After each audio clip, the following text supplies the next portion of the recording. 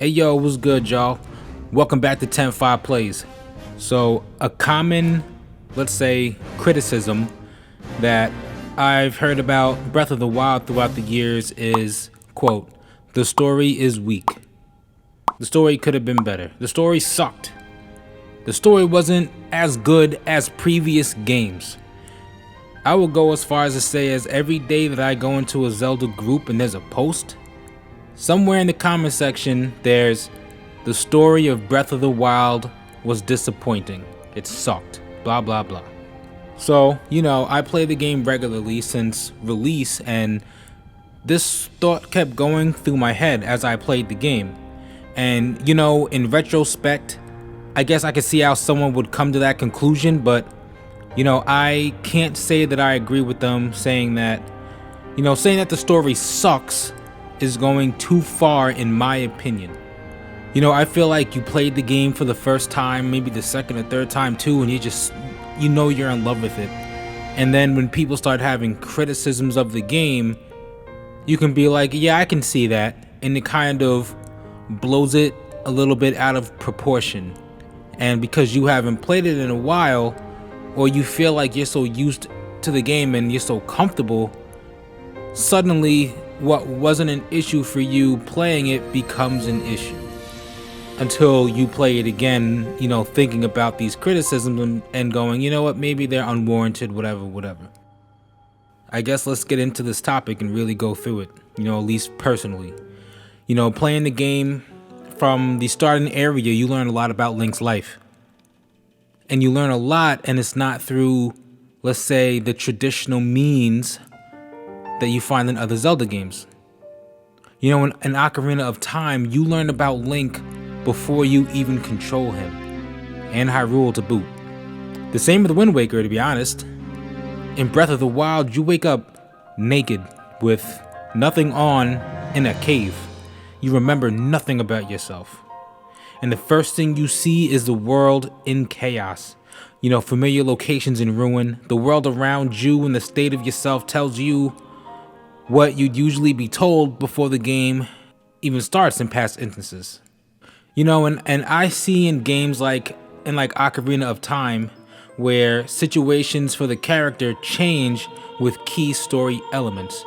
You come to find Ganondorf chasing Zelda out of Castletown, and she throws an ocarina in the water, and boom, you go get it, and that way the game is played and it changes, and so does the world around you. I can see events like that missing from Breath of the Wild as a negative. I can see how people can miss that type of thing in the game. But Breath of the Wild does have situations that are comparable. Like traveling to Death Mountain and having to go save Yonobu, however you pronounce his name. Or follow along Prince Sidon to get to Zora's domain and receiving the Zora armor. They just play out differently by incorporating gameplay into it and it not just being a cutscene. Maybe it's the lack of a defined trial to receive something like, let's say, the Master Sword. It's kind of in the realm of what people were complaining about. In Breath of the Wild, you progress by yourself to work your way up to pull the sword out. Like in Wind Waker, where the castle comes back to life after you get the sword. Maybe if a story element was built around getting the sword, like once you had the heart, you had to beat some trials, like in the Trial of the Sword DLC, and you got some backstory to the sword's importance. The thing is, in this game, you hear about the sword throughout Hyrule. You learn about it through key characters and in the story too. You learn it was something that you yourself used to carry. And I feel like you get more story regarding the sword in Breath of the Wild than Ocarina of Time and Wind Waker. Even Twilight Princess in that regard. But in those games, there were immediate ramifications to obtaining the sword. In Twilight Princess, the sword brings Link the ability to go from wolf to man at will. In Ocarina of Time, the sword brings out switching time periods at will. In Wind Waker, you get the sword and you set out to kill, and fail, Ganondorf. Getting the sword shifts the story in these games, where in Breath of the Wild, once you get the sword, it becomes another weapon in your inventory. So in that context, I can see how that translates to a lack of story You know what I mean? You know, in Wind Waker, we learn about multiple new characters that we came to care about to some capacity while learning about, let's say, the Rito tribe itself and its rituals. You know, in Breath of the Wild, we get there, we learn about Rivali a bit, nothing much about Teba and nothing much about the Rito as a people. However, unlike Wind Waker, you come back to Rito Village and there's other things to do. You learn rituals of other characters like the little singing birds. You meet a Rito who wants to open his own shop. You learn why the training ground was even built. You learn about the different recipes there. You meet out-of-towners in both games who are funny enough, but one lets you have a side quest for them. You know, you learn a lot about the story of Rito Village, just not in the traditional sense that we're used to. I think personally, if instead of a shrine, there was something similar but pertaining to the Rito people or Rivali, it would have improved upon what was, it would have improved upon the whole thing a lot, but, you know, that's a what if after playing the game and being happy with it. You know what I mean? And also not counting the training grounds. You know, let's directly compare the story aspects of Rito Village and Dragon Roost Island from Wind Waker. In this game, you get here without any particular goal besides the Divine Beast. In Wind Waker, you go to the island for Din's Pearl. In both games, what you're looking for is tied to meeting with a particular character. Prince Kamali in Wind Waker and Teba in Breath of the Wild. The quest behind Prince Kamali introduces you to characters who become pretty major players later on in the game, and it delves into who they are in a personal way, and you know, while teaching you the mechanics of a bottle along the way. You know, in Breath of the Wild, you ask around, you find out about Teba's location, you go there, you speak with him, getting to know his personality a little bit. Then you're tasked with the target's shooting section, which then leads directly to the Divine Beast if you wanted to. You know, in Wind Waker, everything you're doing is also tied to not only Prince Kamali, but it also ties into the Rito and helps you understand more about them. It introduces you to Velu, who also becomes really important.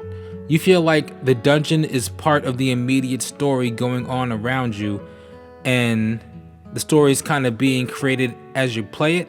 So I can see that aspect not being in Breath of the Wild might make it feel like something's missing story-wise.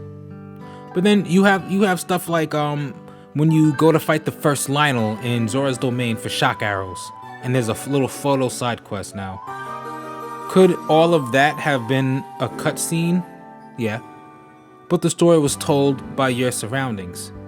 You know, you talk to them, oh, we need shock arrows, but they're all over there. We can't get to them because we're Zora. You know, those things will kill us, you know what I'm saying? So you travel there, you see the arrows shot all over trees and stuff like that. You fight them, you come back, there you go. But that little story, that little piece of Zora history, as small as it is world building. It helps. They want to get rid of him, but they can't. He has shock arrows, which will affect them differently than it'll affect you. You know, I like the little touches like that in the story. You know, a lot of the cutscenes and the memories we're talking about events you already kind of knew what happened through exploring and whatnot, or they give you insight into the dead champions instead of kind of push the story forward. It's giving you insight to characters. And I like that wasn't the sole way you learned about the history of Hyrule or the champions, because you also learn about them by the people that they affected and where they once lived. Look at Death Mountain. Dude's literally carved into the side of the mountain itself. Everyone talks about him. You can feel his presence there, or his lack of presence. You can feel that he's missing. You know what I mean? You can see how he affected the people around him.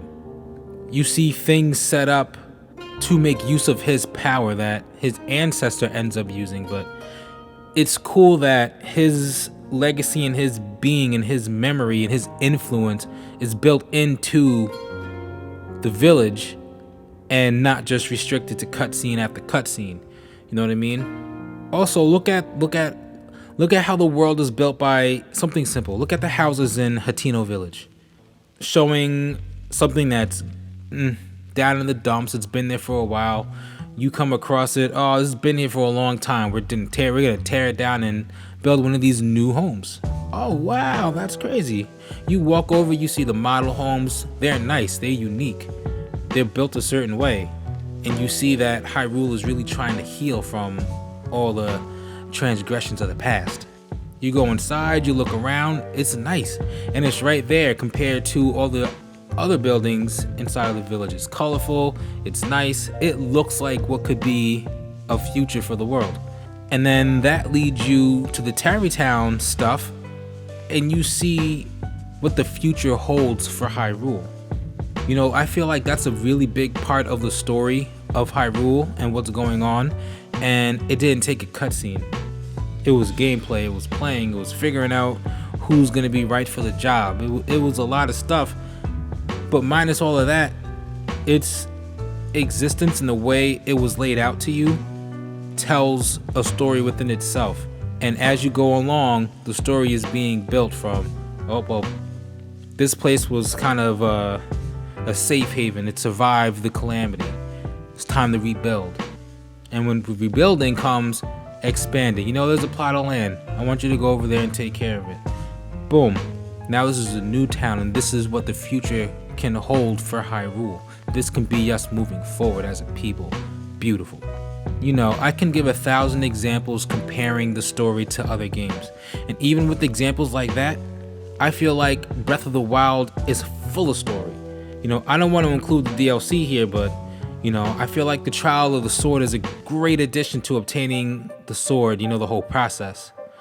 You know, I feel like Breath of the Wild really helped you understand the Koroks even better than the Wind Waker did through the trials you had to do in the forest. You can see their ties to the hero by how their base is set up, how they react to you, and their excitement in your presence. You go to Zora's Domain and you see the history literally carved in the infrastructure. You know, it just feels like the story of this world is in its world itself, and of course there's room for improvement. Like, it would have been cool to see, you know, random Rito flying through the sky when you're exploring and maybe they notice you or something, you know, but this isn't really the video for that. But I feel like the way they told the story of this game, and especially the world building, really will benefit the sequel. You know what I mean? This game has its story set up the way it does for a reason. And it isn't like the gameplay is strictly tied to the story. The game's trying to tell like Skyward Sword.